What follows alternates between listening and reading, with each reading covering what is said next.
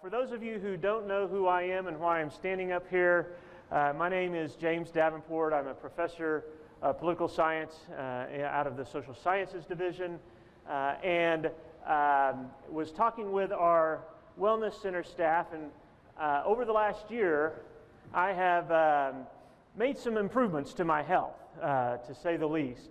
And we thought this would be a good opportunity to share some of the things that I've learned in that process, and also share with you guys some of the resources that you have available to you as either faculty or students here at the college if you want to improve your health as well. And so, and what kind of generated this idea for this presentation was, as I was going through the last year and doing this, I'd have people come up to me and often say, you know, wow, we noticed you've lost all this weight. What's your secret?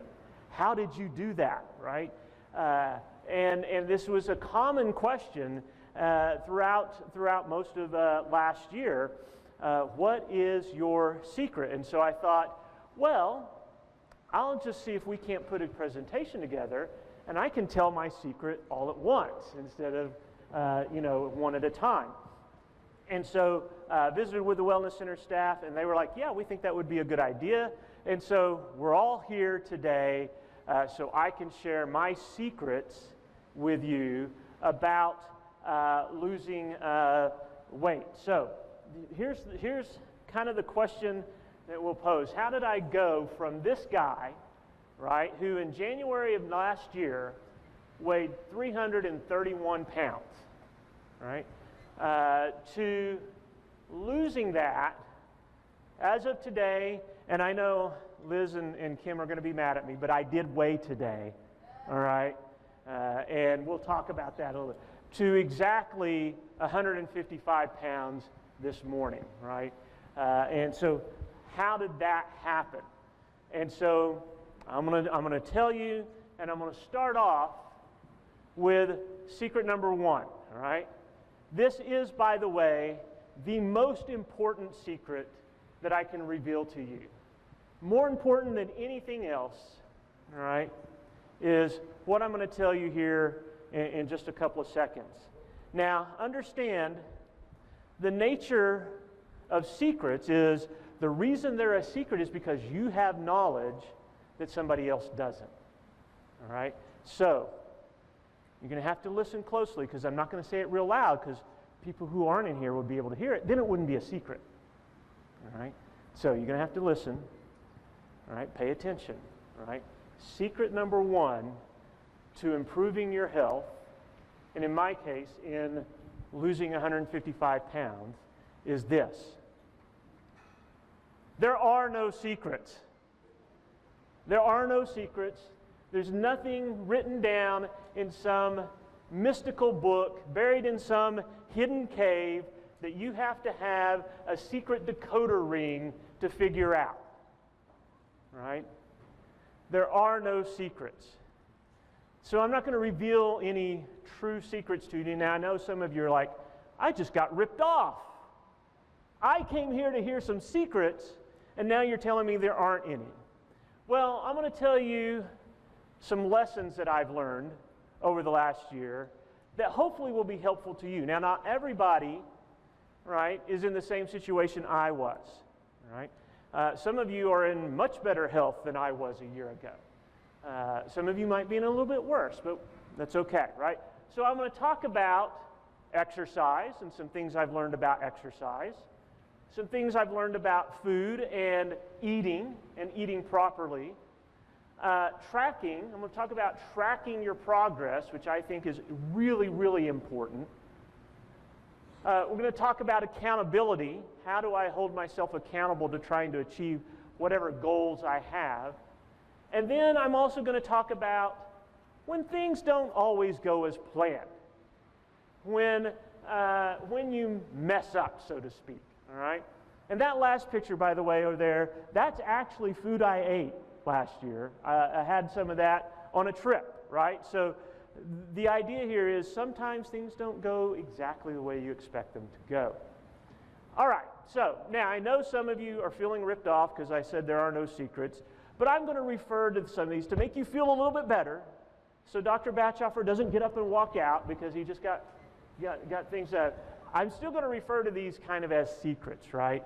So, secret number one, or lesson number one, start with what you mean by improving your health, right? Have your goal in mind. What does it mean to improve your health? For some of you, like me, that meant losing weight, right? That was my health goal. That was what I knew I needed to do. And for me, it was a specific amount of weight. It wasn't just, oh, I want to lose weight in general. I had a number in mind, right? Where I wanted to land at. And so you need to define what it is. For some of you, it's not about losing weight. You don't really need to lose a lot of weight. You don't need to lose any weight at all. For some of you, it's, hey, I want to develop muscle. I want to get buff, right? I want to improve my strength, my conditioning, that type of thing, right? And so it's not about losing weight, but it's about something else. For some people, it's about, listen, I want to be able to run a race. I want to be able to run a half marathon or a 10K or a 5K or something like that. For others, it's like, you know what? I just want to be able to go out on a hike with my family and not be winded, right? I want to be able to play soccer with my daughter and not feel like I'm about to pass out after the first 10 minutes. What is it that improved health means to you? That you need to define. You need to know that up front so that everything else you do is working towards getting you to that point, right? So think about that. What does improved health mean to me? What does that mean right now? Lesson number 2, right, deals with exercise. And when I started my weight loss program, I did some internet research trying to figure out what's the best type of exercise, what's the best type of routine to lose weight, right, to get into better shape. And probably the absolute best thing I read was an article that said the best thing you can do, the best type of exercise you can do to lose weight is whatever you will stick with. Whatever you will continue to do and you'll be consistent in doing, right? It wasn't about, oh, you need to do this kind of strength training routine or you need to do this type of cardio. It was do something that you will stay committed to, right? And do something that you will enjoy doing. For me, I like strength training, and so that was going to be a part of what I did, right? I don't care for cardio, but I know it works. And so I gradually kind of over the course of the year increased the amount of cardio I did as I was seeing results, right? But the key is be consistent, right? Have a regular routine. Know what it is that you're going to do, all right? Don't, especially if you're like me and you were kind of out of shape. No, I was really out of shape, right? Start slow and build, right? Don't get in there and try to, run for an hour at the fastest pace you can run if you haven't ran in years, right? But start slow, see those results, and then you can build. For me, I've found over the last year that some combination of strength training and cardio tends to be the best combination, right? I can't tell you what the specific combination for you would be, right? Because quite frankly, I'm still trying to figure it out for me. In fact, I was visiting with our wellness staff yesterday talking about wanting to achieve some things, and they gave me some guidance on how to kind of change up my workout routine in order to achieve the next set of results that I'm looking for, right? So each person's body, each person's goals are different, and what you need to do needs to be centered around what it is you're trying to achieve and what your body will allow you to do. That gets me to this next point, which is pay attention to what your body is telling you, right? One of the things that they asked me yesterday is, well, do you have any soreness or any pain when you work out? And I was like, I've got sores. I am sore all the time, right? Elbow sore, back pain, all of this. but that's the body telling me some things that I need to pay attention to. Am I doing too much? Am I doing the wrong thing? Am I doing the right thing the wrong way? Right?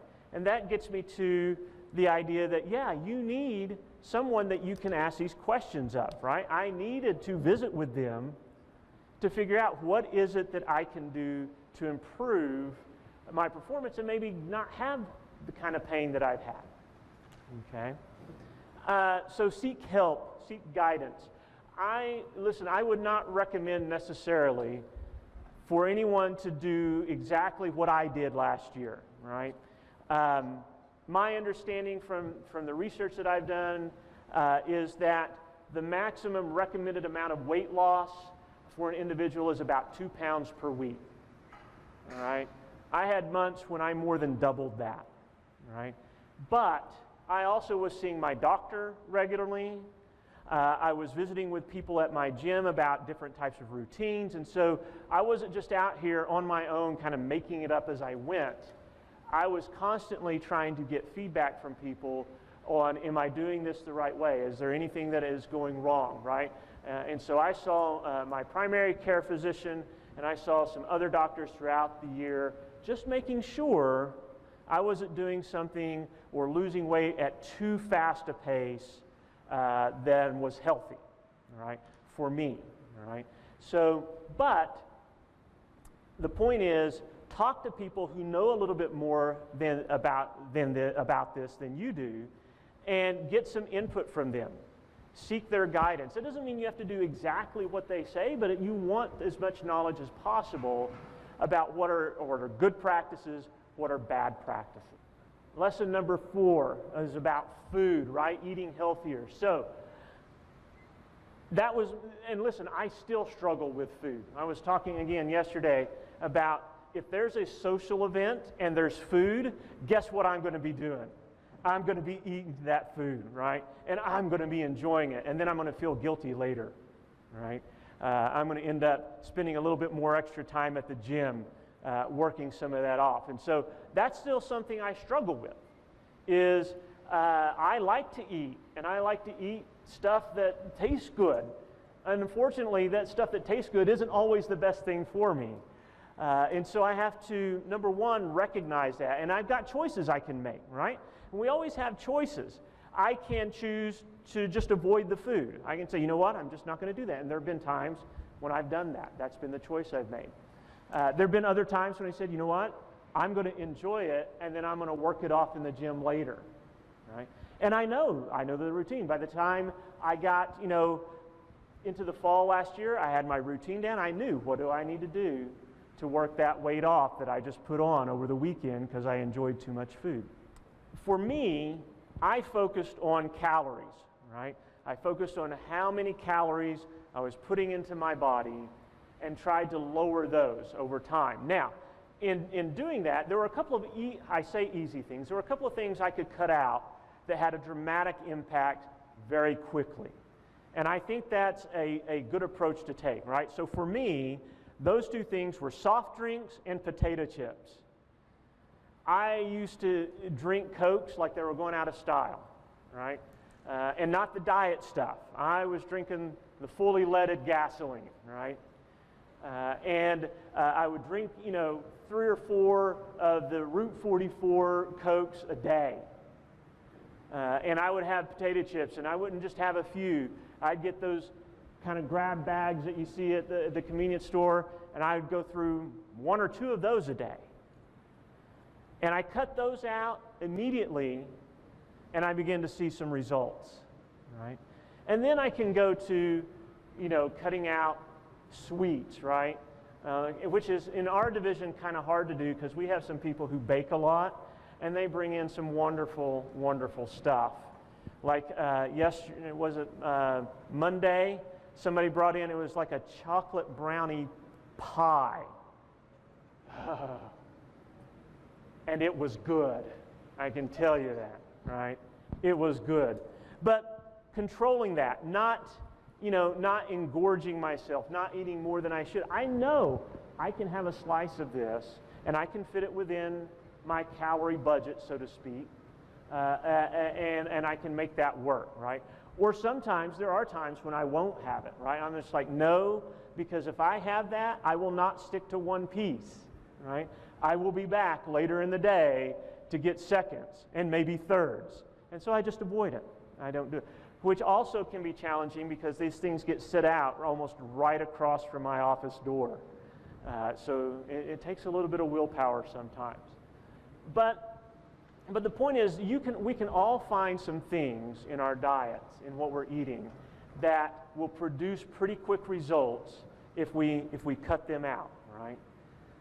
And it doesn't have to be, I'm never going to have this again, right? I've had potato chips throughout last year. I haven't drank any non-diet soft drinks. That's something that I've stayed away because I know if I have an addiction, that's it. And so those I stay away from. But I've had potato chips, I've had ice cream, I've had chocolate brownie cake, right? But I've moderated and I've fit it within my overall plan, right? And I've made those adjustments.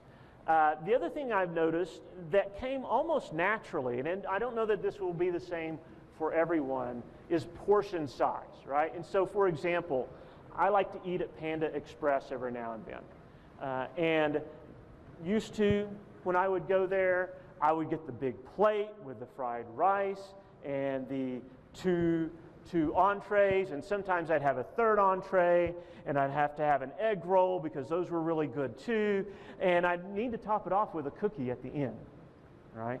And that would be me at Panda Express. And there was a day, I remember it, there was a day in the fall that I was at Panda Express with my wife, and we're eating, and I had what has become my standard fare at Panda Express now, which is they have a bowl that you can get, and they have a mixture of vegetables. They call them their super greens, right? So it's got like cabbage and broccoli and something else, kale or something. And then I can put an entree on it. And I was eating that, and I was like, wow, I'm full. And then I remembered, a year ago, this was not what would have made me full. And I was like, where was I sticking all of that extra food? How is it that that this little bowl now will fill me up, and before it took all that extra stuff? And so you can do some things, you can moderate. And so for lunch now, for me, what I do for lunch is usually I bring a frozen meal, and I bring a frozen meal. The portion sizes are fairly small. The calorie amounts stay within my calorie budget, and that works really well for me. That doesn't mean you have to do that, but it's the idea that some of this will happen naturally, and some of this you just kind of play around with and see what will work for you. But controlling those portion sizes, knocking out those things that have high calorie counts and low nutritional value, great places to start. And for me, that was a huge step. Another thing for me that made a real difference were a couple of apps that I use. And so I have an app. For me, it's called MyNet Diary. There are a lot of them out there. It's kind of a calorie counting app that doesn't just take into account the food that I eat, but I can also record my exercise, and it'll tell me the calories that I've burned doing that exercise. And so I've gotten real strict about trying to enter everything I can into that app. And the neat thing about it is it'll give me a projection for the weight loss that I should see over that week based on the exercise I do each day and the food that I eat each day. And so this was a game changer for me. 5 or 6 years ago, I had tried to lose weight also. And I did. I lost about 50 or 60 pounds. But I hit a point where it was just a plateau, and I wasn't going anywhere else. And my wife kept saying, you need to change your diet. You need to track what you're eating and reduce what you're eating. And I was still in this mindset. I was like, I remember when I was young, I could eat whatever I wanted. I didn't have to stop eating. I just need to exercise more, right? But there really is a limit to how much exercise you can do in a day and be able to still walk around and function. And so she was right, and I didn't lose any more weight during that time. and I got frustrated, and I ended up gaining all of that weight that I had lost back, plus more. Well, last year when I started this program again, my wife found this app, and she said, I think you'll find this very helpful. And it is, because for me, one of the important things in being successful in this endeavor was being able to see progress, right? To see and know that here's the progress I'm making. And this app makes that really, really helpful to be able to track that progress. So I use that app to track my calories. At the gym that I go to, they have a heart monitor that I can get and wear when I'm exercising. And it measures the intensity of my workout. And so it'll tell me, you know, it'll estimate based on my weight and my height and whatnot, what my maximum heart rate should be. And then during my workout, it'll tell me how close I'm getting to that maximum. And so I try to wear that anytime that I'm working out or exercising. And it's connected to an app, and so I can see, you know, my workouts and see how I'm doing, how many calories I'm burning, these kinds of things. And so it's just another way for me to kind of keep up with what's going on, what I'm doing. So I track the calories that I eat. I track the calories that I burn through exercise, right? And like I said, I try to find those high-calorie foods that aren't very nutritional and cut them out. Doing this has allowed me to adapt my workout as I went along, right? So it's not like I'm doing the same workout that I started doing in January of 2019. My workout is very different based on both what I've learned over the year, what works for me and what doesn't work for me, based on changing goals, right? Because as I started hitting my weight loss goals, and now, so last year was all about weight loss. This year, I've got different goals. I'm not focused on the weight loss anymore, but I'm focused on some other things. And so my workout, and that's one of the things that we were visiting with the other day, or yesterday, was how to adapt my workout to these new goals. Accountability is really important in this process. Having someone, or more than someone, to hold you accountable for what you're trying to achieve, right? And so you see in this picture up here, this is my daughter Esther. Esther, wave to everybody. She's actually here. Esther is she's my workout buddy, and she often will go to the gym with me, and she keeps me motivated, right? She helps me. She's an encourager, and she can be a drill sergeant at times as well, and does not let me cut corners, doesn't let me say, you know what, I just don't feel like doing that today. She's like, no, we're doing that today, right? And so that's one of my accountability measures. There's a group of us here at the college that have a Facebook group that's an accountability group. And we post, here's my exercise today, and here's what I did. Or sometimes, at least for me, I'm like, you know what, I didn't exercise today. Or I ate this thing that I shouldn't have eaten. Or so it's not just about sharing how good you're doing, but also sharing sometimes, you know what, I didn't hit my goals today. And having people who will say, hey, that's okay. It's all right to mess up. Hey, keep at it, right? Keep trying. That source of encouragement, that source of people that you know want you to succeed is very important.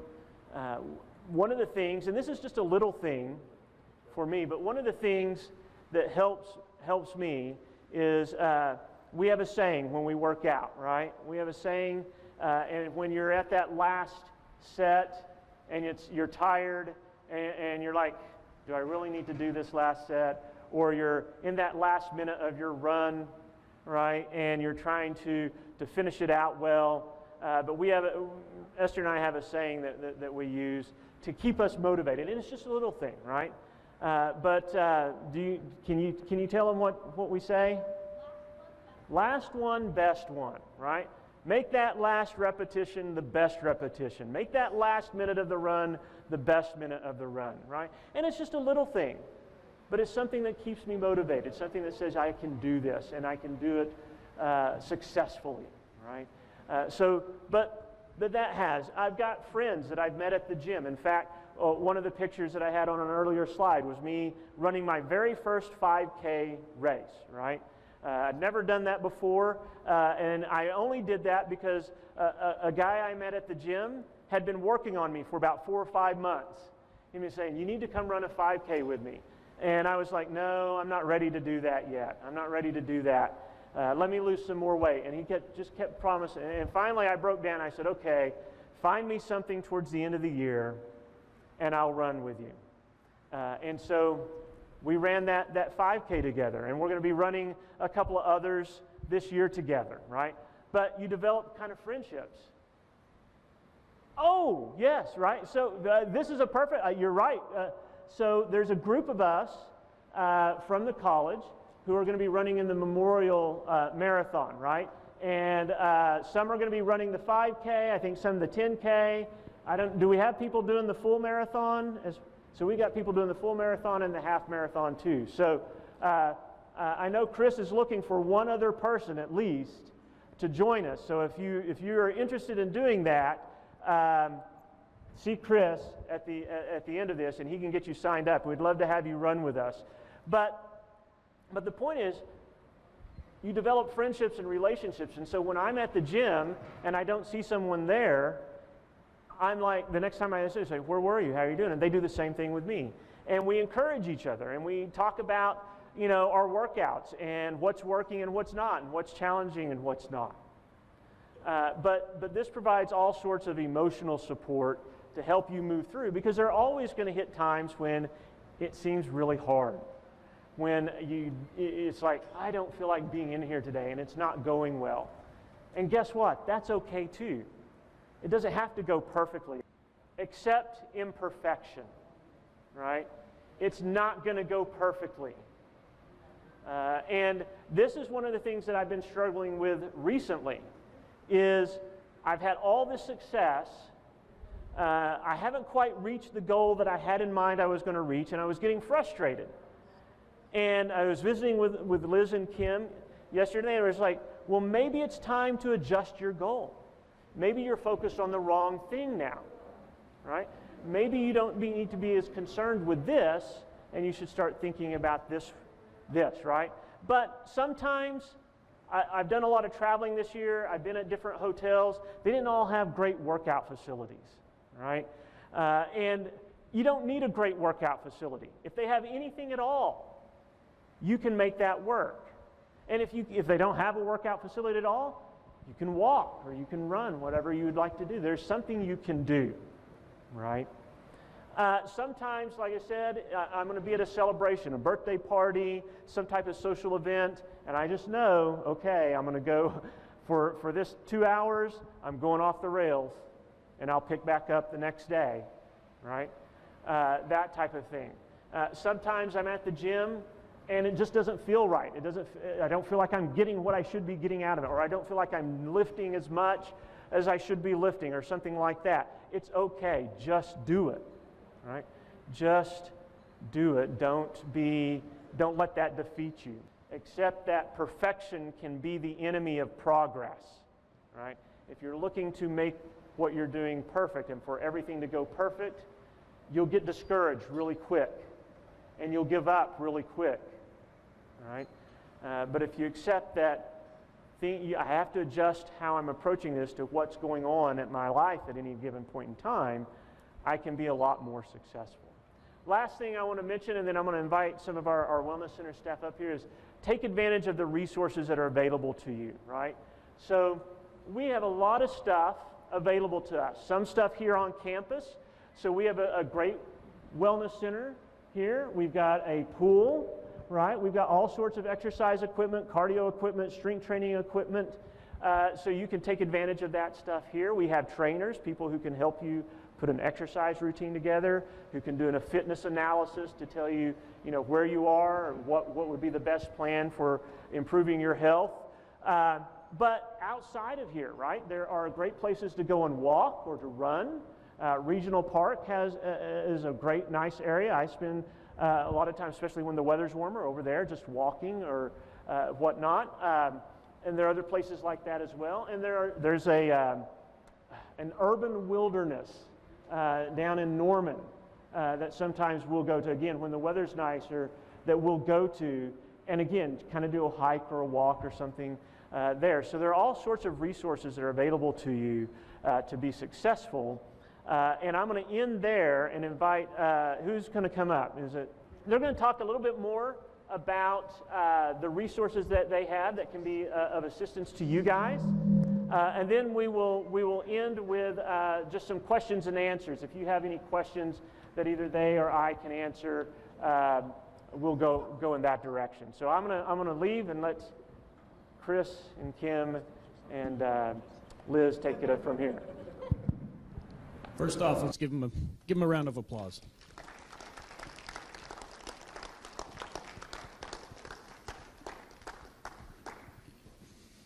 Thanks.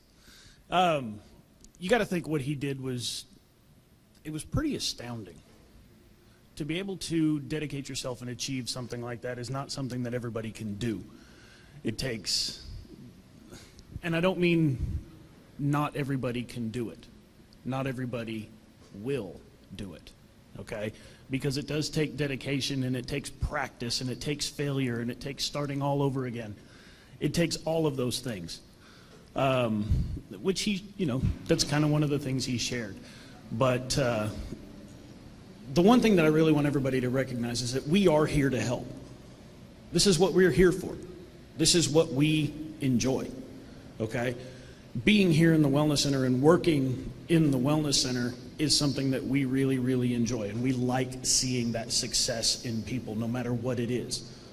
So we want to be able to answer any question that you guys have. We want to be able to talk about the things that we can offer. I'm going to hand the microphone over to Liz so that she can talk about the wellness assessments, because he mentioned them, and one of the great things is they are a way to get started. If you don't know what you're doing, if you don't know where your body is, you can get a wellness assessment, and it can give you a very current, very real-time assessment of where your body is. And then at the end of the semester, you can come back and you can get another one. Because for faculty, staff, and students, it's free. And it's really, really useful information. Well, you can hang on to the mic. What I was going to say is fitness begins with one step. Making a change starts with one step. And you can kickstart that with getting a baseline of where you're at. And then you can come back 4 or 5 weeks. It takes at least 3 to 4 weeks to start seeing any changes in your body, in your muscle, gaining muscle mass, losing body fat. And that's what we do is measure. And that's why I have these lovely calipers here. It's very easy to do. Everyone keeps their clothes on. No one's, you're getting workout clothes, and we pinch you in 7 different places. We also have you do a flexibility test, a cardiovascular treadmill test, that's optional. We have strength, and we have you answer questions about what you do every day. So from that information, blood pressure also, from that information you get an exercise program that you can take out to the staff, and they can show you how to do the equipment. There are personal trainers. There are activity classes here you can take for non-credit and credit. But from that information, we'll give you an age. So an age would be comparing your health age. We call it body age, but I like health age versus what your age is. So you could be 24, you smoke, you have a family history of diabetes, you're a little bit overweight, you don't exercise, and you'll find out through this assessment that your body age is that of a 45-year-old. Or you could be 45 and have the body age of a 24-year-old because you do exercise and you don't smoke and you have a healthy body fat and a low history for diabetes. So that's just really good information that kind of sticks in your brain and helps you to connect those dots so that you will be motivated to continue on. So let me show you real fast on Kim. You just pinch in 7 different places. Are you right or left-handed? Okay. So we pinch right here. Okay. Pinch on the back of the arm. We pinch right here on the scapular or the shoulder. Yes, we do pinch the belly, so you pinch it right here on the obliques, and then the thigh, and then also underneath it. So we're not going for all the good stuff you guys are thinking that we're pinching, but it gives you an idea of what your percentage of body fat is. And that's really what makes a difference, is seeing your body change, just not the scales and the weight, but seeing how your body shape is changing. All right, well, I have, whoa, that was loud. I will talk about the Aquatic Center. So we offer a variety of classes at the Aquatic Center as far as swimming, water aerobics, strength training in the water, and we have open swim times, we have a hot tub, and we also have a sauna that you can utilize. And the sauna, if you work out, it's pretty nice afterwards. The other part that I want to talk about is the most important thing you can do for starting your journey is find something you like to do. If you don't enjoy doing it, you're never going to be successful.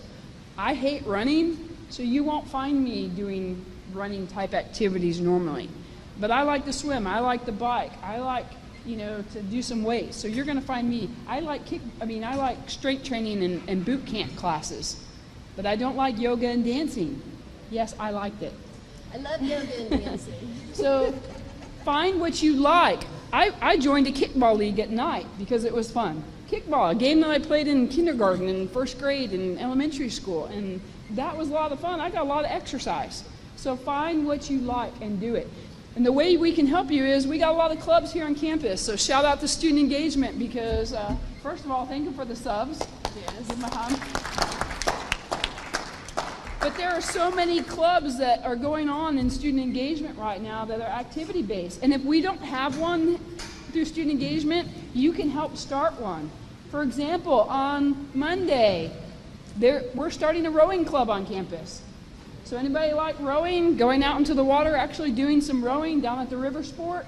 Come Monday for the informational meeting. You can find that information on the Rose State Snapchat or Instagram page.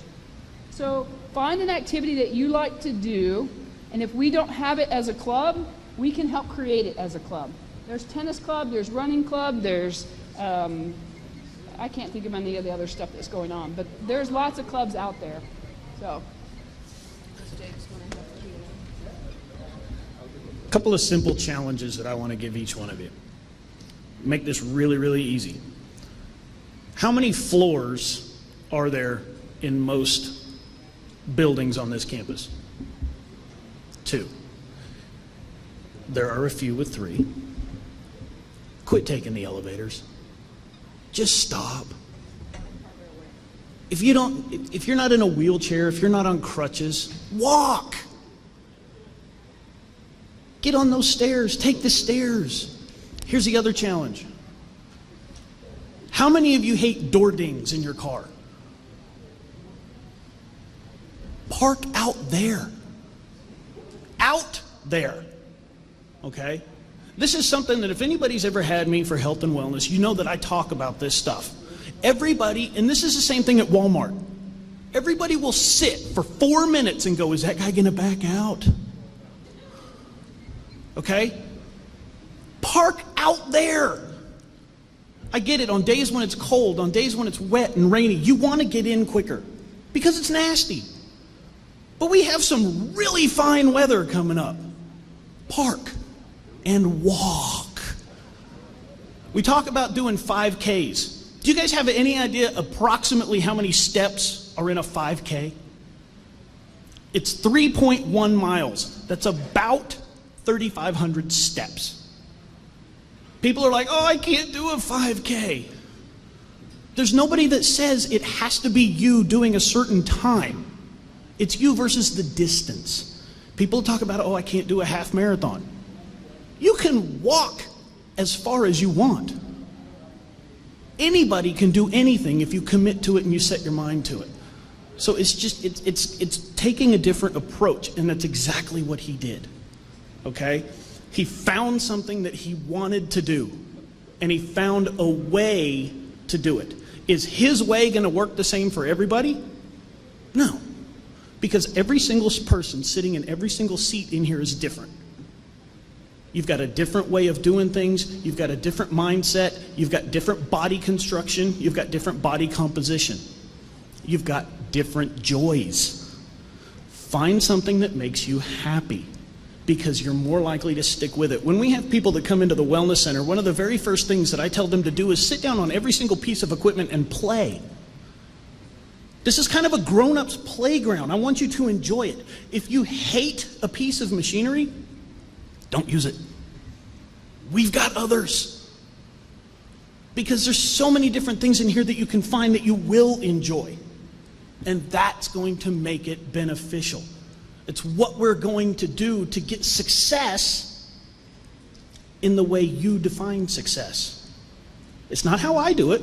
It's not how he does it. It's how you do it. And every single bit of this is individualistic. And he's right. There are no shortcuts. There are no secrets. It's work. Everything in life that is worth doing and worth achieving takes work. But if you enjoy it, you'll stick to it. If you love what you do, it'll work. Okay? Everybody, let's thank him again for us, and we'll let him come back up here and say goodbye. Before we get out of here, does anybody have any questions that either I or our Wellness Center staff can answer for you? Are there any questions that you might have about anything that you heard? No? All right, I'm going to do one last thing. I'm going to give you one last visual. Esther, if you'll come up here. So I brought with me, this is a pair of slacks that I was wearing in January of last year, all right?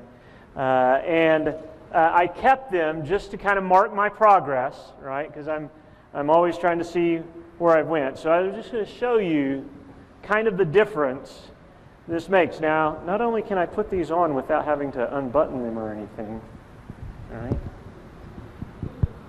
As long as I don't trip and fall, all right? But that's the difference. That's how much of me is gone. And something that Chris said is, whatever your fitness goals are, nothing that I did was magical. Nothing that I did was something that is too hard for other people to do. It's just having the right resources, it's having the right support, and having the commitment to doing it. And if you have that, whatever your fitness goals are, you can achieve them. And I encourage you, think about what it is that you would like to do. What does improved fitness mean to me? And then go out and do that. And you've got a variety of resources here on campus, and a lot of people who want to help you be successful in that. And I want to encourage you to take advantage of that. Thank you for being here, and I hope you have a great rest of your day and the rest of your week. Thanks.